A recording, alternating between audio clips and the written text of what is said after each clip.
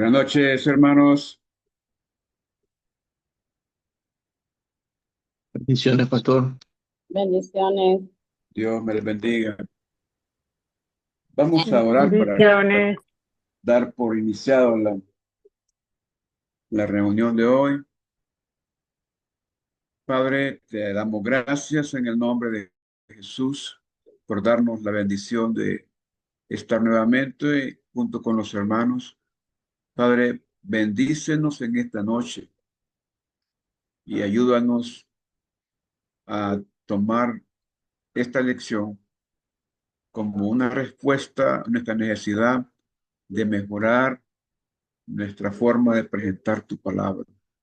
Mi Señor, bendícenos, danos sabiduría, entendimiento, danos paciencia, Señor, pero sobre todo, enséñanos a inquirir, enséñanos a preparar eh, nuestro corazón para recibir tu palabra y poderla predicar, poderla enseñar a todo el que tenga necesidad en el nombre de Jesucristo. Glorifícate, Señor amado, en esta noche y bendice a los hermanos que ya están conectados y aquellos que habrán de conectarse. Esperamos que pronto, en el nombre de Jesucristo. Amén y amén.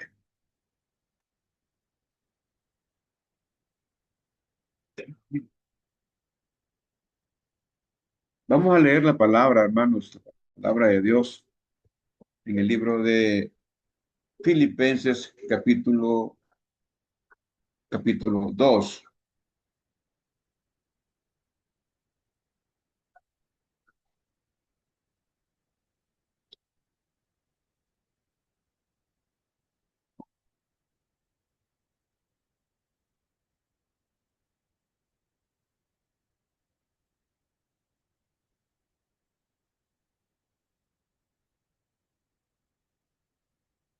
Esta es la palabra de Dios.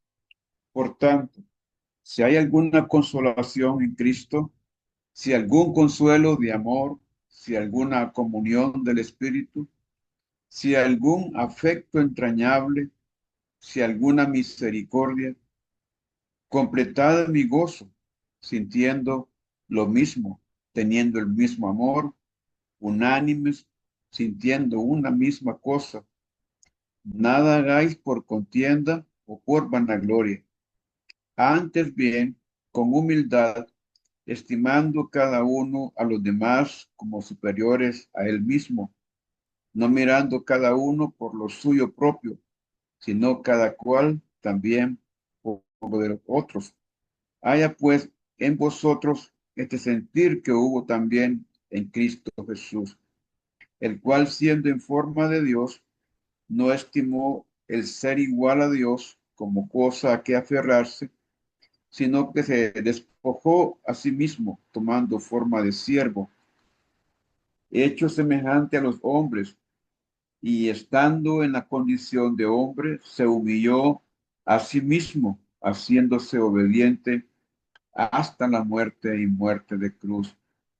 Por lo cual Dios también le exaltó hasta lo sumo y le dio un nombre que es sobre todo nombre, para que en el nombre de Jesús se doble toda rodilla de los que están en los cielos y en la tierra y debajo de la tierra, y toda lengua confiese que Jesucristo es el Señor, para la gloria de Dios Padre. Sin duda que esta lectura nos bendice y cada vez que la leemos nos sorprende porque a veces la leemos un poco a la carrera, pero si la leemos despacio, le vamos a encontrar el significado quizás más claro de lo que nos imaginamos. Pero Pablo está escribiéndole a la iglesia de Filipos y, y es interesante porque esta iglesia que tiene el nombre de Filipos, que es uno de los hermanos por los cuales se le llama a la ciudad Filadelfia, en Asia Menor, porque es uno de los hijos del rey que dominaba esa zona. Pero aquí encontramos esta petición de Pablo. Y dice que si hay una consolación en Cristo, si algún consuelo de amor, si alguna comunión del Espíritu, si algún afecto entrañable, si alguna misericordia, completad mi gozo, sintiendo lo mismo, teniendo el mismo amor, unánimes, sintiendo una misma cosa, nada hagáis por contienda o por vanagloria, antes bien con humildad, estimando cada uno a los demás como a superiores a él mismo. Y presento estos primeros versículos de esta cita, porque el carácter del predicador no puede ser un carácter prepotente, no es un carácter de una persona que cree ser el único, el mejor, el más inteligente, sino más bien alguien que tiene un espíritu humilde, que no se enferma tan fácilmente al estar al par de otra persona. Es posible que su condición humilde, su condición económica o cultural no sea tan avanzada, pero sin embargo, eso no quiere decir que somos más y que vamos a verle de menos o con indiferencia. La palabra pone a prueba el carácter de una persona, la pone a prueba tanto en Romanos capítulo 12 como en Filipenses capítulo 2, pone a prueba el carácter del liderazgo en no sentirse superior a nadie.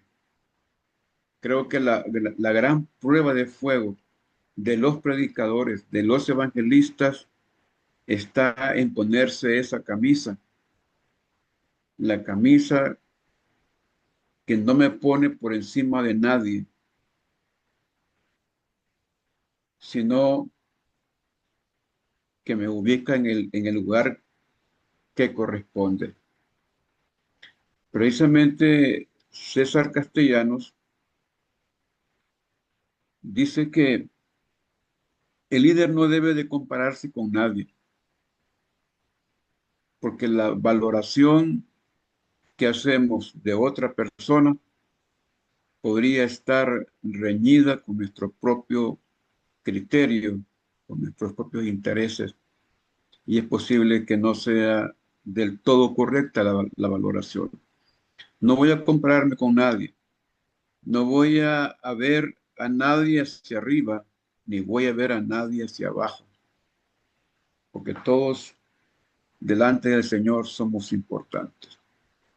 Entonces, bajo esa premisa de que todos somos importantes, de que todos tenemos un valor delante de Dios, y precisamente como todos tenemos un valor, entonces es que yo voy a considerar a cada persona, a cada persona. Si por algún motivo me han ascendido o estoy en una posición de liderazgo, mis compañeros, los que trabajan a la par, los colaboradores, como se dice ahora, pues debo de verlos como eso, como compañeros, como hermanos, como amigos.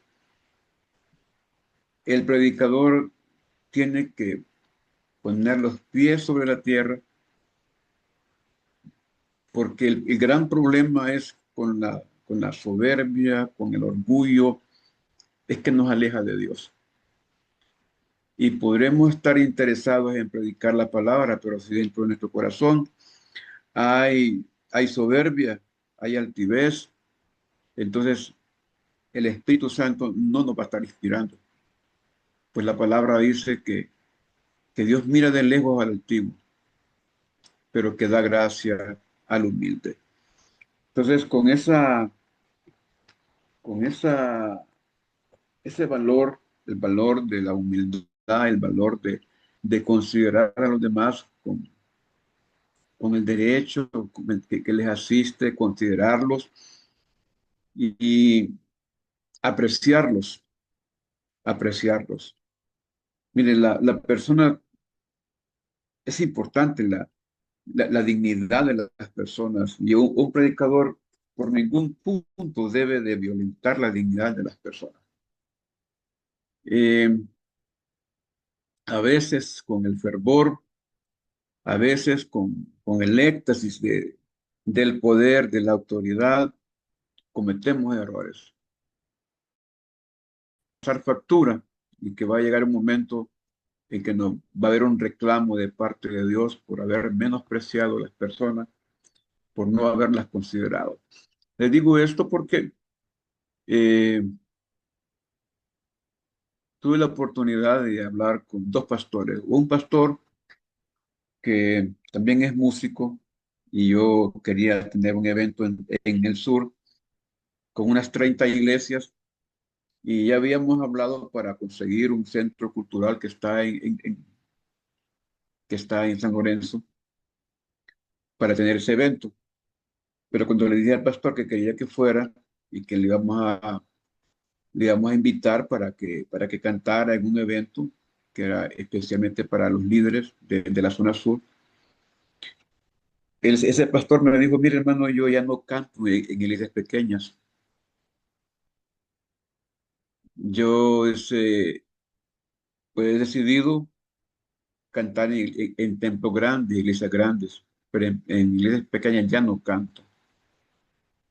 Entonces, lógicamente, yo le dije, pero es que usted no va a ir a vender disco ni nada. Si le vamos a dar una buena ofrenda, ya tenemos destinado cuánto le vamos a dar de ofrenda. Y estoy seguro que aquí no se la van a dar en ninguna iglesia grande. Sí, mire, dice, yo ya no, hermano. Yo, si no es iglesia grande, no canto. Entonces, aquello me impresionó. Pero otro pastor con el que hablé, él decidió que ya era hora de que él pasara de pastor a apóstol. Y él era el director de la organización, presidente de la misión que él dirigía. Y de repente me dijo, mire, quiero que me invite o que me lleve a una reunión de la Fraternidad Evangélica de Honduras y yo le voy a pagar la entrada, me dice, pero yo quiero que usted me presente, dice, a los pastores que tienen iglesias grandes, que son famosos. Yo ya estoy cansado de tratar con pastores de aquí del barrio. Ya no quiero tratar con pastores de la zona. Toda la zona de aquí de la entrada, la San Francisco, Laureles y todo eso, ya no quiero tratar con ellos, porque era de aquí de la zona. Y le digo, hermano, mire, la verdad es que no existen pastores grandes, le digo, el único pastor grande que yo le podía presentar es a Jesucristo. Estoy seguro que si habla con él y trata con él, él sabrá atenderlo y darle lo que usted necesita. No, me dice, yo quiero que me lleven, me presente con pastores, es que yo no puedo hacerlo, pero le voy a dar un consejo. Siga con los pastores de aquí de la zona, siga reuniendo con ellos, siga dirigiendo, porque él era el presidente de los pastores de Comayagüela. Era una gran cantidad de pastores, era un puesto importante, pero él lo que miraba era que los pastores que llegaban de Comayagüela eran pastores de iglesias pequeñas y él quería estar con gente de iglesias grandes.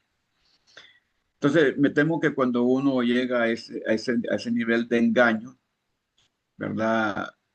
De poner la mirada en los hombres, en la grandeza de este mundo,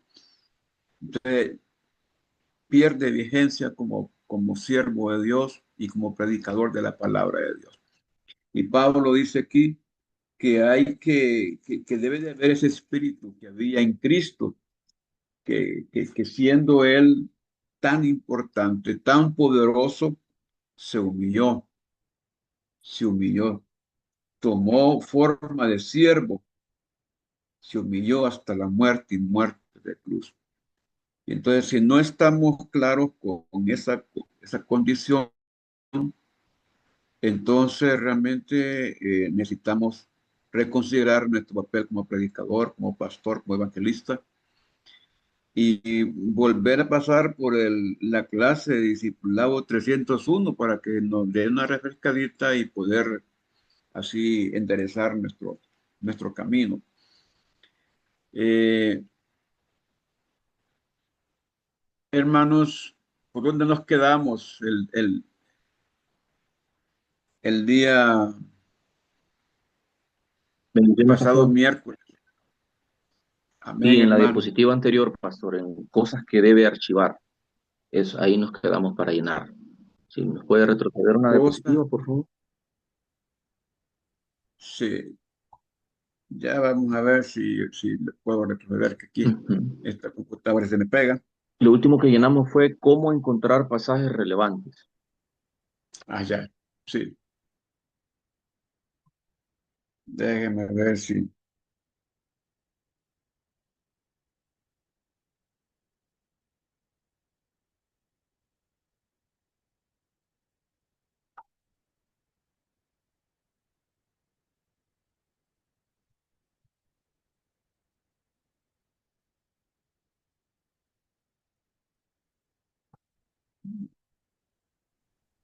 Página 13, pastor. Sí, es que tengo aquí el problema que está pegada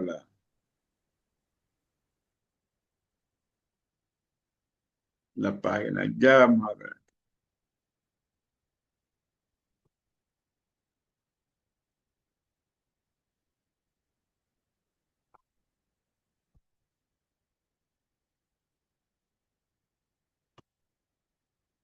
De-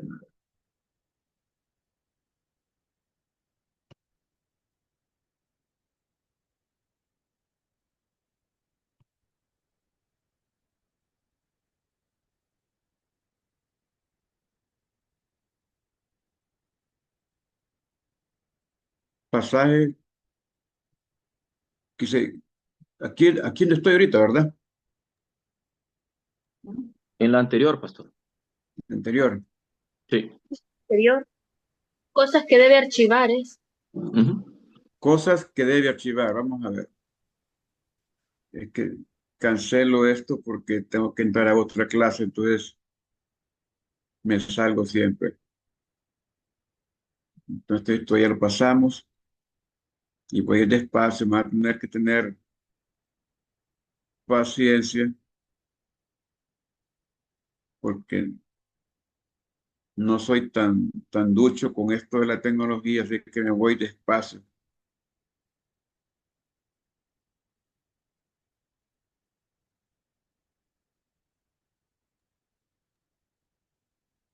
Eso fue Ahí, lo último. Sí, eso fue ahí. lo último.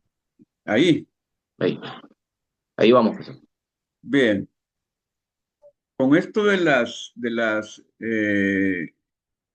citas célebres, bueno, a veces es necesario para poder darle alguna connotación a lo que estamos hablando, sobre temas, por ejemplo, cuando tiene que hablarse de temas como el carácter, eh, temas como los valores y la condición inclusive de la imagen mental del predicador y queremos darle un énfasis a algunas palabras y usamos citas célebres. Eh, Hay algunos autores que son reconocidos por la gente, pero hay otros que no son reconocidos. Entonces deberíamos de utilizar citas de personas que sean reconocidas, que tengan alguna fuerza de influencia en la congregación o algún el nivel, si estamos dando clases y todo eso, sí podemos hacer uso de las citas, ¿verdad? Y si es el mensaje por escrito, debemos de reconocer que la cita pues la hemos tomado prestada, que no es un pensamiento propio, sino que es, precisamente estamos citando a un autor. Ahora, dice, en el caso de los artículos, dice, ¿qué problemas enfrenta la gente relacionados con este tema? Entonces, en este caso, cuando estamos hablando, por ejemplo, un caso interesante que es la bioética. En ética bíblica miramos la parte de la bioética, que tiene que ver con ese desarrollo humano de estar jugando a ser Dios y de estar tratando de crear clones y todo eso.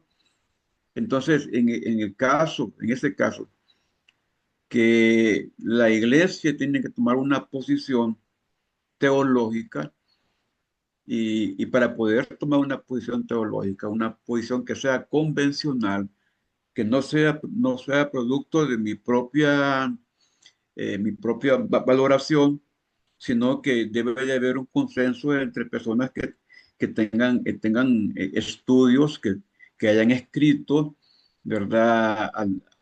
Algo que tenga relación con la ética, con la bioética, y, y cómo podríamos nosotros, ¿verdad? Con el estudio de varios artículos, de artículos que sean fundamentales, dar una postura teológica sobre la bioética. ¿Qué piensa la iglesia con respecto a, a los clones humanos, por ejemplo? Al nacimiento in vitro, por ejemplo. Cosas por el estilo, porque tenemos que fundamentar lo que decimos. Si en un mensaje que es para una congregación y es un mensaje transcultural, ¿verdad? Porque la población y la masa que tenemos es una masa dispersa.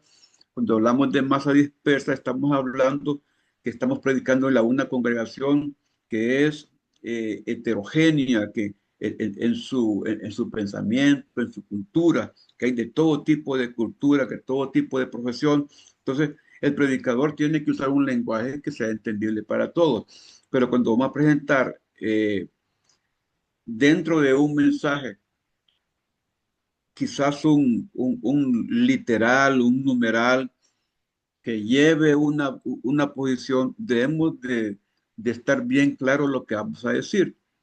No sé si me entienden, hermano. Claro lo que vamos a decir, porque de repente podemos comprometer la doctrina, comprometer la iglesia con un mensaje que no quedó tan claro y que se dejó dudas en la congregación. Mire que a menudo mandan mensajes, hermanos, fíjese que tal parte del mensaje cree que me lo puede explicar. No le entendí. Y yo estoy de acuerdo, ¿verdad? Si alguien no entendió, yo debo de aclararle. Pero cuando predican hermanos de los que no se tiene el teléfono ni tiene la confianza, la gente queda con la duda. Entonces, artículos. ¿Qué problemas enfrenta la gente? ¿Verdad? Entonces tenemos que asociar el contexto en el cual estamos predicando. Libros que se han escrito acerca de este tema. Precisamente, si voy a tomar para el caso, voy a tomar el tema de que yo les estoy incrustando aquí en esta lección. Hablando de bioética, James Giles escribe una obra sobre la ética cristiana y dentro de ese texto aparece un capítulo entero que habla sobre la bioética. Eh, José Martínez escribe otra obra que tiene que ver con la ética pastoral pero también hace énfasis en esa parte. Entonces, yo tengo que auxiliarme de la literatura, de libros de personas que también sean reconocidas, que su doctrina también sea reconocida. No sea que yo voy a compartir una postura que golpea la doctrina nuestra. Entonces, investigar, leer los libros. Si usted viera qué relajo tengo aquí en esta mesa, ¿verdad? Tengo de todo tipo de libros. Es de todo menos comedor, ¿verdad? Porque aquí tengo libros de consejería, de predicación, libros hasta de derecho, porque paso trabajando casi. Aquí, pues, es en mi oficina, ¿verdad? Entonces, los libros siempre van a ser fundamentales. Leer, tomar esa consideración de otros que han tenido la revelación del Espíritu Santo, la iluminación del Espíritu Santo para ayudarnos a entender un tema que quizás puede estar oscuro. Cuando hablo de oscuro, hay textos que necesitan interpretación y a través de los libros podemos ayudar. Con las ilustraciones, ¿qué eventos actuales se relacionan con este tema? Entonces seguimos con la línea de los hombres que no tienen temor de Dios, que su conciencia, como dice el pastor de la Príncipe de Paz de, de Guatemala, ya se me olvidó el nombre, pero él escribe un librito acerca de la ética, por ejemplo, y dentro de ese librito de la ética, este pastor de la Príncipe de Paz de Guatemala tiene un capítulo que tiene que ver con la conciencia. Entonces él ilustra la conciencia de un científico y dice, hay científicos que tienen fuerte, una conciencia fuerte, y la conciencia, dice, apela al nivel de cultura. Entonces, para ellos no tienen que responder moralmente ante nadie y tienen que responder ante Dios. Y como no responden ante Dios, ellos pueden jugar a ser dioses. Entonces pueden traspasar la línea científica de la ética. Entonces, ilustrar, hacer ese tipo de ilustraciones, ¿verdad? De cómo poder jugar con esto, cómo poder llevarlo, cómo dejar más clara la idea ante la gente. Entonces sí tenemos que presentar ilustraciones. Doy oportunidad para hacer algún aporte de algún hermano o hermana, pues para que lo haga en este momento.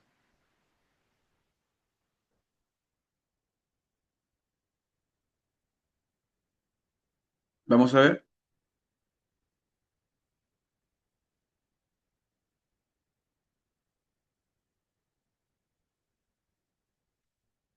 En cuanto a los comentarios, ¿qué piensan los miembros de mi congregación sobre este tema? Bueno, aquí tendríamos que hacer una encuesta, ¿verdad? O quizás en una de las clases que se puedan tener los aportes que puedan ser abiertos. Y vale decir que en las aulas de clases de los seminarios, en la mayoría de los seminarios, las posturas son abiertas y se respetan las posturas. O sea, que tiene derecho usted a pensar, tiene derecho a presentar su propia postura y, y de que se le escuche esa postura. De repente usted no está de acuerdo con algo, no está de acuerdo y usted dice, mire, no quede claro. Y vamos a suponer que vamos a estar predicando acerca del aborto, una enseñanza acerca del aborto. Y, y la congregación, ¿qué piensa del aborto? Por ejemplo, ¿qué piensa del aborto la congregación? ¿Qué, qué dice la Biblia? Entonces la Biblia dice, no matarás. Es un mandamiento claro, no matarás. Pero existen estudios de pensadores cristianos católicos que dice que, por ejemplo, San Agustín, que decía que un bebé cuando nacía había que esperar 3 meses para considerarlo una persona con derechos, que antes de los 3 meses, después de haber nacido, todavía no tenía alma, no tenía derecho, así que podía ocurrir cualquier cosa. Tomás de Aquino decía que después de 40 días, y habían así filósofos y científicos que cada quien iba dando una idea de cuándo es que un ser vivo tiene derecho a que se le deje vivir, que se le deje seguir viviendo. Y parece interesante que, que es Kensel, ¿verdad? Un hombre que no es ni religioso, no, es un científico que dice que tan pronto el esperma se anida en el lóbulo de la mujer, en ese momento ya se considera una vida, ya se considera un derecho y que destruirlo ya es un delito. No dice pecado, pero ya es un delito. Entonces, ya ahora la doctrina sobre la doctrina penal y criminal sobre el aborto ya establece, ¿verdad? Eh, bajo bajo un esquema, bajo un esquema de estudios de hombres, lo que se considera como un crimen. Pero en la Biblia lo que dice es que no matarás. No, pero que si la mujer está a punto de fallecer, no, que si la mujer ha sido violada y todo lo demás. Entonces, los comentarios, mire, yo podría preguntarle a unos 4 o 5 hermanos antes de predicar, ¿qué piensa usted de esto, hermano? ¿Qué piensa de aquí, de esta posición? ¿Usted qué cree? ¿Verdad? Hay personas que tienen unas ideas extraordinarias, gente que tiene una profundidad en su lenguaje, en su estudio, su forma, su cultura, y hay que escucharlo, ¿verdad? Hay hermanos que me gusta escuchar porque cuando hablan me dejan un agradable sabor de boca porque me llena pues cómo trabajan, cómo hablan, ¿verdad? Entonces uno puede escuchar de ellos. Entonces, los comentarios son importantes. Ahora hay que colar los comentarios, hay que afinar los comentarios porque vamos a predicarle, vamos a enseñarle a una congregación que a lo mejor dentro de la congregación hay personas que tienen conocimientos previos de esa misma materia.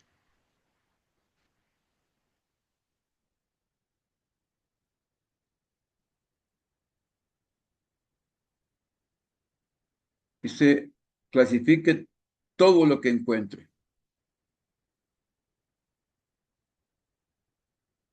Aquí vamos a ir por partes. Esto, haga una clasificación de pasajes y temas similares. Normalmente las predicaciones eh,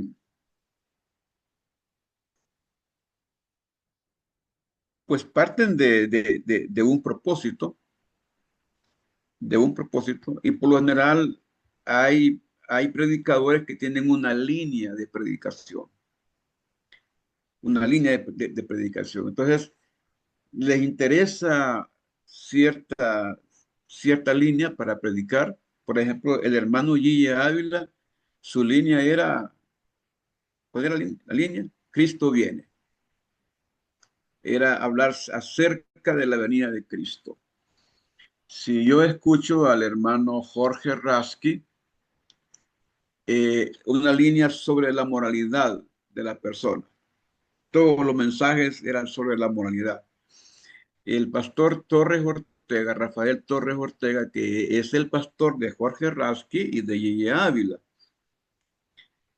Este señor, su predicación tenía que ver con la juventud, con cómo la juventud debería de solidificar su vida en Cristo y en la sociedad para poder ser luz. Y todo eso fue una gran fuerza en Puerto Rico. Entonces, yo voy a clasificar, ¿verdad? De acuerdo a mi línea de predicación. Entonces, me voy a interesar por temas, los voy a investigar. Quizás no los predique todos, pero voy a investigar. Voy a clasificar los pasajes, voy a rayar la Biblia, ¿verdad? Y voy a utilizar colores para identificar. Yo lo que hago es que agarro la Biblia, agarro un tema y busco de ese versículo, busco un paralelo que puede estar en otro libro y ese paralelo yo apunto allí mismo al par del versículo hacia dónde quiero ir. Y cuando llego a ese versículo, ¿verdad? Ya tengo otro versículo que es el que continúa. Entonces yo voy dando, sobre todo cuando voy a un velorio, por ejemplo, yo ya tengo mensajes ya dentro de la Biblia, bosquejados, ¿verdad? Así como con números, no le pongo color ni nada, pero ya sé qué línea voy siguiendo. Entonces, uno tiene que clasificar los pasajes, hacer un compendio de temas, ¿verdad? Y tenerlos ahí para seguirlos estudiando. Dice, archive su información de manera práctica y fácil de encontrar. Ese es un asunto que ahora con la computadora es mucho más fácil. Es mucho más fácil poder guardar la información, abrir carpetas y poner por carpetas, ¿verdad? Que el tipo de mensaje. Yo, si ustedes lograron ver ahorita en el escritorio de esta computadora, tengo con más de 15 carpetas y en cada una de ellas, tengo en una de ellas como unos 300 mensajes que yo he escrito y tengo en otra una cantidad de enseñanzas que yo he escrito y tengo en una carpeta que son de los libros que yo he estado escribiendo, ¿verdad? Que no los he mandado a tirar, solo se han utilizado en el seminario como textos de consulta y algunos están en otros lugares, en otros países, por ejemplo. Pero yo ya tengo archivado eso aquí. Ahora, como soy de la vieja guardia, aunque haga el mensaje en la computadora, también lo hago a mano, hermanos. Y me da la casualidad que llevo la computadora para el altar, pero en medio de la Biblia llevo el mensaje que yo ya escribí a mano.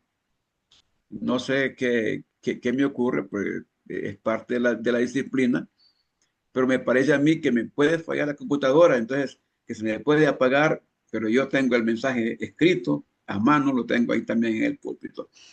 Entonces, la información uno tiene que ver cómo la archiva, si tiene la facilidad de estos dispositivos, pues úselos, úselos. Ahora dice, desarrolle el hábito de coleccionar y clasificar información útil.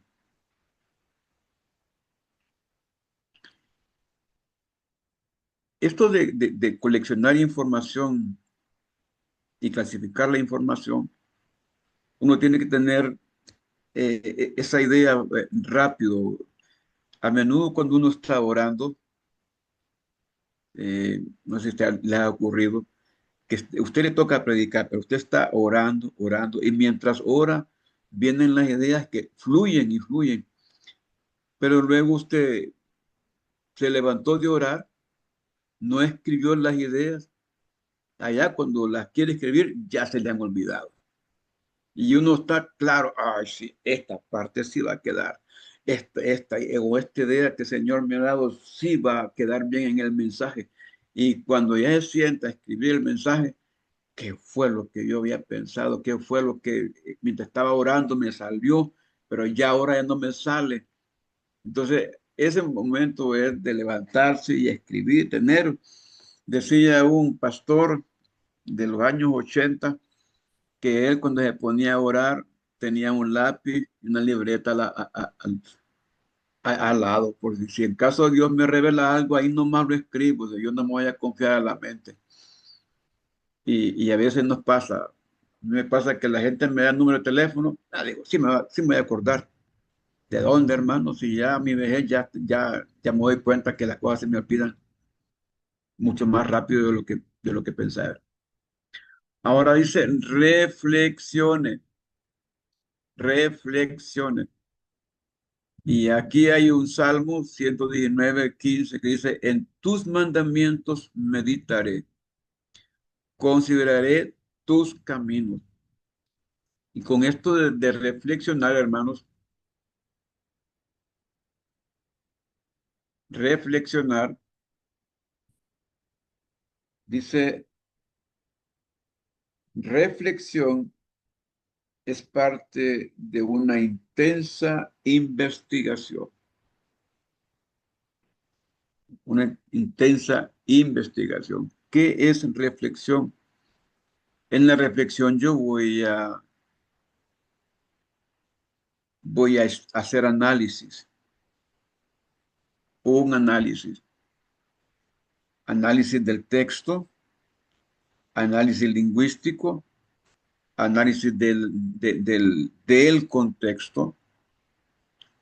¿Qué puedo reflexionar? ¿Qué puedo yo analizar? Todo lo que se pueda, todo lo que se pueda. Los pros y los contras, las ventajas, cómo puede salir mejor el mensaje, cómo puede entenderse, es parte de la reflexión, es parte de la investigación. Reflexionar es estudiar en la mente, es darle vuelta al tema. Decía, les hablaba de Juan Knox. Juan Knox es uno de los precursores del Evangelio en Escocia, que la primera vez que le dijeron que le tocaba predicar, se enfermó, de los nervios se enfermó y comenzó a orar y dicen que estaba orando y se ponía a llorar delante del Señor y le decía, no sé cómo voy a hacer, no sé lo que voy a decir. Yo sé que tú eres grande y que tu amor es profundo, yo lo siento dentro de mí, pero no sé cómo decírselo a la gente. Y que cuando ese hombre fue a predicar precisamente debajo de un árbol que servía como centro de adoración de los celtas en esa zona. Y los celtas lo vieron como un hombre que había profanado su santuario. Pero cuando Juan no se levantó la mano y dijo, quiero que me escuchen porque traigo palabra de Dios. Y cuando él levantó el brazo, la gente que llegó para apedrearlo y todo, inmediatamente del cielo cayó un rayo y ha botado el árbol donde estaba, que era el árbol que servía como lugar alto para rendirle culto, rendir el culto celta. Y cuando ellos vieron que el árbol había sido partido en dos por el rayo, entonces dijo él, no se preocupe porque este árbol me va a servir. Y cortó el árbol y hizo tablas y hizo el primer púlpito que usó en su iglesia, lo sacó de ese árbol. Una preocupación profunda, ¿verdad? Acerca de lo que uno quiere predicar, atrae la presencia de Dios, atrae la inspiración del Espíritu Santo y nos ayuda a reflexionar. Reflexionar es escuchar a Dios, dice aquí. Es escuchar a Dios. A medida que estamos leyendo la palabra, porque el Espíritu Santo usa la palabra escrita para bendecirnos, para inspirarnos. Alguna gente cree que el Espíritu Santo le va a hablar con voz audible. Es posible que sí, porque es soberano. Él hace lo que él quiere, pero a menudo el Señor nos está hablando a través de la palabra. La palabra escrita es la palabra que nos revela la voluntad del Señor. Ahora dice, la investigación tiene que ver con la parte técnica del sermón. Eso es la exégesis. En esto quiero explicarles los términos. Hay un término que se llama eisegesis. Este término sirve cuando nosotros ya tenemos una información previa, tenemos la palabra, tenemos la Biblia, pero tenemos una información previa y queremos que la Biblia me ratifique la información que yo ya tengo. O sea, voy a introducirle a la palabra mi propia investigación. Eso es eisegesis. Y la palabra exégesis es extraer la verdad de la palabra. La palabra podemos encontrar dentro de ella doctrina, podemos encontrar dogmas, ¿verdad? Pero podemos encontrar las verdades y se extraen de la palabra. No está al nivel de las cábalas. Yo no sé si ustedes han escuchado la palabra cábala, las cábalas judías. ¿Alguno ha escuchado esta palabra, las cábalas?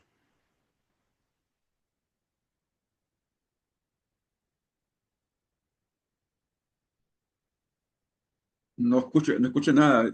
Quisiera que estoy un poco sordo aquí, pero no, pues tengo al tope. Pastor, Bien, Dios le sí, bendiga. Dios le bendiga.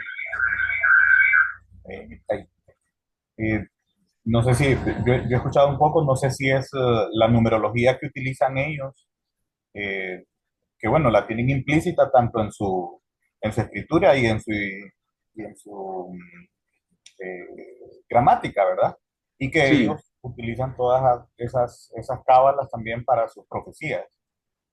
sí, sí.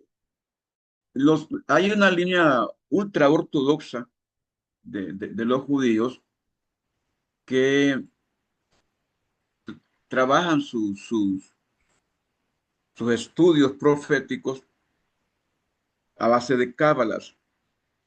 Es una investigación que hacen de los textos, de los números, y van sacando palabras de un texto, palabras de otro texto, y pueden usar todo un capítulo para sacar una idea central, pero luego ellos hacen una famosa suma, ¿verdad? La suma de palabras y las ordenan de modo de sacar una idea profunda del significado del texto. A eso ellos le llaman oráculo. Y el resultado de la cábala le llaman oráculo. Por eso el oráculo antiguamente no se decía profecía, ¿verdad? Se decía oráculo del Señor, palabra del Señor. Y hoy día, pues, no sé, yo la última vez que escuché a alguien decir que era oráculo del Señor, era un estudioso de la iglesia bautista, que era un biblista, que estaba aquí en Honduras, un alemán, un biblista que cada vez que hablaba, pues él dominaba la lengua hebrea, dominaba la lengua griega, el latín, el alemán, el inglés y el español. Entonces, sus Biblias estaban en los idiomas estos. Y cuando él hablaba con un sustento, con un porte que uno quedaba convencido. Entonces él decía, les voy a dar el oráculo del Señor. Entonces todo lo que él había extraído, todo el exégesis que él había hecho. Para esto de la exégesis se requiere tener un conocimiento previo de las lenguas, tanto del griego como del hebreo, porque se usan mucho los morfemas, los prefijos, los sufijos, al igual que en español, también son en griego, ¿verdad? Entonces, podría ser que una palabra tenga, esté conjugada en el infinitivo, en el presente activo del indicativo, en griego, es- tiene voces, ¿verdad? Son 5 voces las que tiene esos verbos. Y de repente se utiliza, eh, un espíritu rudo que le da una fuerza a la palabra. Y de repente si hablamos de Deo, por ejemplo, Deo es Dios, pero es posible que más adelante ya no encontremos Deo, sino que Deón, que siempre va a ser Dios, pero encontremos más abajo otra palabra que diga deete, ¿verdad? Que ya es como vosotros, ¿verdad? El Dios de vosotros. O Deosin, por ejemplo, el Dios de aquellos. Entonces, uno comienza a extraer esta palabra y sacarla. Creo que tenía por aquí una Biblia en griego que estaba sacando una palabra que me interesó investigar. Pero la exégesis nos ayuda a extraer de los textos originales. Por acá, ¿qué se le voy a mostrar?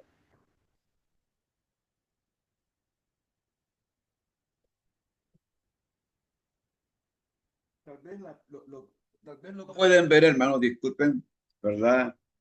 Creo que si ustedes pueden ver esta Biblia está en griego, ¿verdad? Entonces yo lo que hago es que la tengo aquí cerca porque puedo investigar alguna palabra, la puedo extraer. Este es un interlineal del griego. Entonces yo puedo investigar el, el original, la Biblia que ha sido la menos tocada, la menos revisada, porque cada vez que revisaron la Biblia, le fueron quitando al texto original. O sea, el texto original es puro. De hecho, se le llama textus receptus. El texto original se le llama textus receptus. Entonces, con la exégesis yo voy a buscarme los términos y voy a buscar de esos términos los sinónimos, qué quería decir, qué significaba en aquel tiempo, qué significaba la palabra. No es como la palabra, el significado ha evolucionado. Entonces, cuando yo quiero encontrar la verdad de Dios, tengo que encontrar primeramente qué fue lo que Dios le quiso decir a aquella gente en aquel tiempo y estudiar su contexto, pero también estudiar la gramática, ¿verdad? El fondo del texto original. Entonces uno debe de partir. Ahora, ya hay estudios, ¿verdad? Ya hay estudios precisamente. Los comentarios, los comentarios son estudios exegéticos de los libros. Le voy a sugerir, si ustedes eh, tienen la posibilidad de estudiar el comentario de Matthew Henry, por ejemplo, que es el más conocido, es un comentario que tiene 13 tomos, pero ahora lo han elaborado en un solo. Hay libros electrónicos, ¿verdad? De Matthew Henry. Eh, entonces, ese comentario es interesante. También está el de William MacDonald, que es otro comentario que es asequible, el del Nuevo Testamento, que son estudios exegéticos, porque explican versículo por versículo el significado, sin agregarle nada, solamente extraer de la palabra. Entonces, ¿qué dice este pasaje? ¿Qué significa esto? ¿Qué es lo que Dios quiso decirle? ¿Qué fue lo que Dios les habló a aquellos? Entonces uno tiene que hacer las preguntas, ¿verdad? Escribir las preguntas y buscar en estos comentarios. Hay Biblias que ya traen comentarios, ¿verdad? Biblias comentadas como la Scofield, como la Pentecostal de Estudio, como la Biblia Bueno, aquí tengo una Biblia que es la Biblia anotada de este señor McDonald. Tengo otra Biblia que es anotada de la NBI, pero que es de una iglesia que la mandó a tirar, ¿verdad? Y hay varias Biblias que ya le mandaron a poner notas, ¿verdad? Y uno puede leer esas notas, pero vamos a ver el contexto del presupuesto de esa nota, ¿verdad? Cuando hay cotejaciones, las cotejaciones tienen cierto presupuesto, hermano. ¿Qué significa que la Biblia tenga presupuestos en las cotejaciones? Por ejemplo, eh, ah,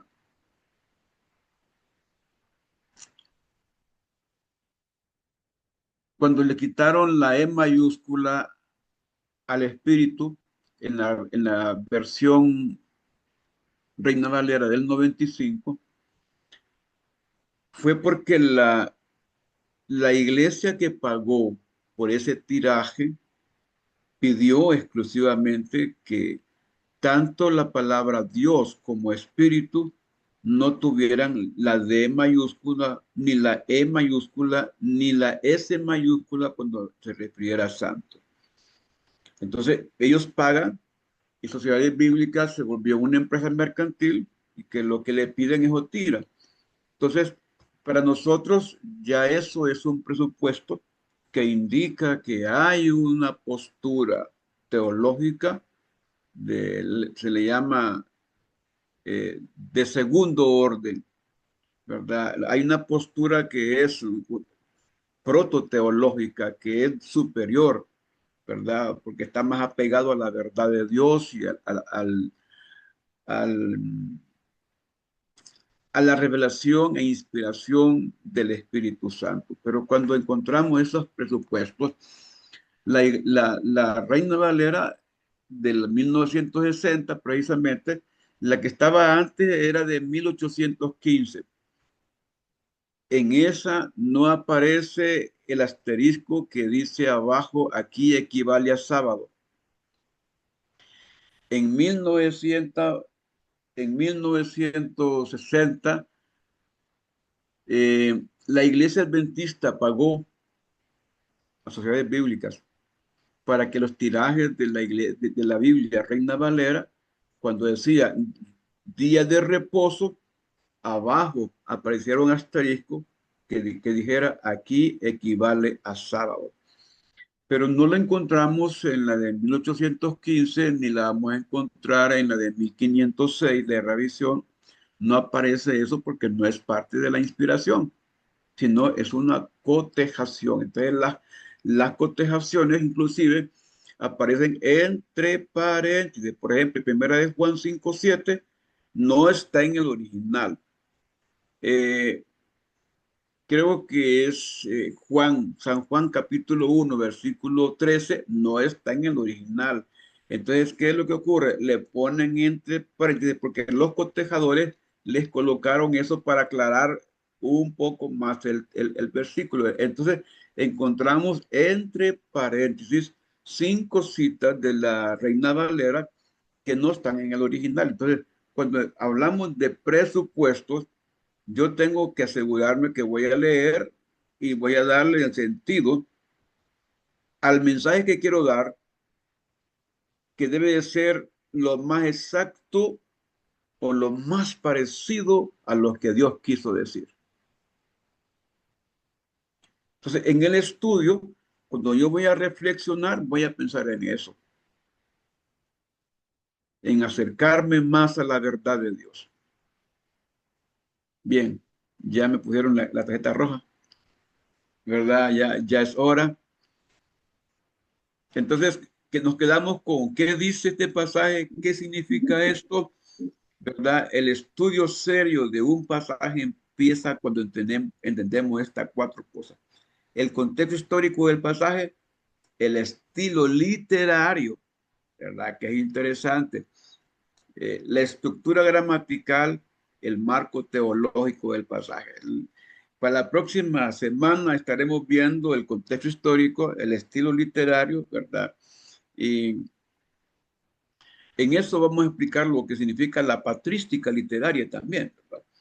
Vamos a hacer un poquito de estudio de Biblia el próximo miércoles, si Dios quiere, en el nombre de Jesús. Hoy sí los voy a dejar descansar temprano. Ya tengo aquí el reloj que dice con las 9:03. Hermanos, gracias por su atención y seguimos el próximo miércoles. Vamos a ver si el hermano, al hermano Carlos ya oró, ¿verdad? Ya lo puse a orar una vez. A la hermana Gaby que nos dirige en oración, por favor, para quedar despedidos de esta clase. Amén. Oremos, hermanos. Amado Señor, te damos gracias por esta clase, Señor, por este tiempo de aprendizaje que hemos tenido hoy, Señor. Gracias por este día que casi terminamos. Te pedimos un buen descanso para cada uno de los hermanos, Señor. Bendiciones para nuestro pastor y gracias por su vida, Dios, por usarlo para bendecirnos a través de tu palabra, Señor. Llénanos cada día más de tu presencia y ayúdanos, Señor, a que podamos seguir aprendiendo cada día más de esta clase, Dios, para prepararnos para el servicio de tu obra, Señor. Que tu Espíritu Santo esté con nosotros y con cada uno de las familias representadas en mis hermanos que estamos aquí reunidos, Señor. En el nombre de Jesús. Amén. Gracias, mi hermana. Gracias, Amén. hermanos. Que Dios me les bendiga. Que Dios me les guarde y los esperamos aquí la próxima semana. Bendiciones, familia. Buenas noches. Bendiciones, buenas noches. Bendiciones. Buenas noches. Dios les Bendiciones, bendiga. buenas noches. Bendiciones, buenas noches. Hermanos. Amén. Dios les bendiga, hermanos. Buenas noches. Bendiciones, hermanos. Buenas noches. Amén. Bendiciones.